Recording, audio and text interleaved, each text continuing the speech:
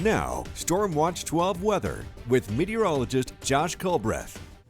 Welcome back to News Watch 12 midday. Right now, you're taking a gorgeous look at the foothills in Yreka. This view coming courtesy of the Rain Rock Casino, and it'd be nice to just imagine that this was a nice, clear, blue, beautiful summer day. Well, it's not. We're in the middle of winter, and it's 28 degrees right now in Yreka. And if you think that's cold, well, you'd be correct. It is cold, but not nearly as cold as what we're still seeing on the east side. 12 degrees right now for Christmas Valley, 13 degrees for our friends in Chemult.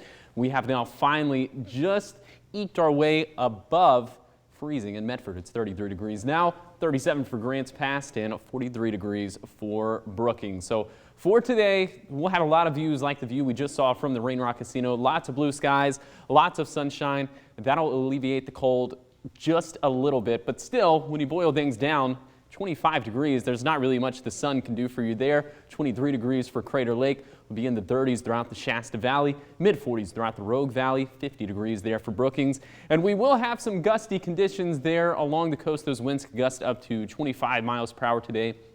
And then those winds will pivot up into the higher terrain as we head into the overnight hours. Those winds could also gust up to 25 miles per hour, but take a look at some of these brutal lows once again. Now, granted, they're not as cold as what we saw last night, but still, I don't think anyone would argue that 8 degrees is warm. 7 degrees for Klamath Falls will be in the teens within our west side valleys, 31 degrees there in Brookings, where we do have a freeze warning in place overnight. Now, we did break or tie some of the records this morning, and we could do the same thing tonight. It's looking pretty favorable for Medford, for Klamath Falls, and for Montague. Not so much for Mount Shasta City, which is ironically where we broke the record this morning. So, of course, stay tuned for that. Well, News Watch 12 this morning. Tomorrow morning, we'll have an update on that. But taking things back to the coast, again, there is that freeze warning in place. It goes from 10 p.m.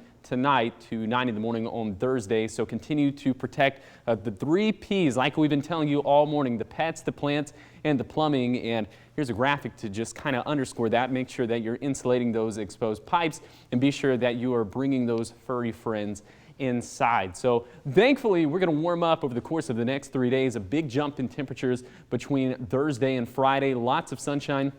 And then clouds start to increase on Saturday, and that is going to be a preface to a storm system that will thankfully bring us some rain, maybe some higher terrain snow as we head into the weekend. And also, we're going to see some pretty mild temperatures as we start next week. So that is definitely some good news. But the even better news on top of that is, of course, the rainfall that we're going to see again starting on Saturday. Then those rain chances go up exponentially Sunday into Monday into Tuesday. So here is your 7-day forecast along the coast. We've been waiting for a 7-day forecast to look like this.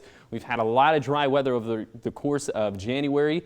Really, for the first half of February, things finally starting to kick into not necessarily high gear, but at least into a gear at all. So we will see some temperatures in the 50s. Rain beginning on Saturday. Once again, those rain chances go up pretty significantly as we head into Sunday and Monday. And then in Siskiyou County, very cold conditions for the remainder of the week, but very sunny conditions as well. And then we'll have those showers, maybe even some snow mixing in starting on Sunday, but it does look like the snow levels are going to be a little bit higher for this system as opposed to what we just saw.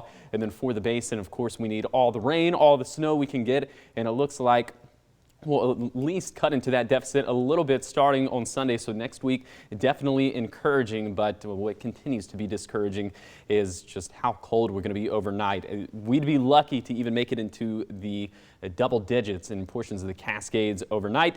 And then for the Rogue Valley, another night where we could quite possibly either tie or break the daily overnight low record, but thankfully we'll warm back up to a more normal place as we head into next week.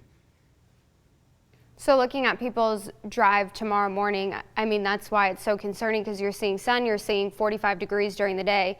That ice, that snow starts to melt, and then it just is going to refreeze overnight. Yeah, it's kind of a feedback cycle. Like you just said, it's really wash, rinse, repeat, except it's just melt, freeze, melt, freeze. So eventually we'll see enough sun throughout the course of the week. I think eventually the sun will win out. Everything will evaporate. So road conditions really improving tomorrow into Friday, but definitely some slick spots on the road, maybe even some black ice. Okay, and hopefully drought conditions improving as well. Yes. Thanks, Josh.